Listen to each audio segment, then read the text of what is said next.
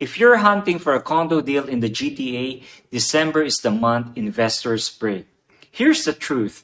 Many condo investors face higher interest costs, rising maintenance fees, and lower cash flow. When December arrives, they panic because the cost of holding into next year hurts. That's when the deals appear. Price drops, assignments, vacant units, motivated sellers who must unload before January. Investors sell from pressure. Smart buyers buy from opportunity. If you've been waiting for a condo price that makes sense, December is often your window. Call me Yuri Ching at 416-333-3117 today and let me help you sell fast for top dollar and buy with confidence.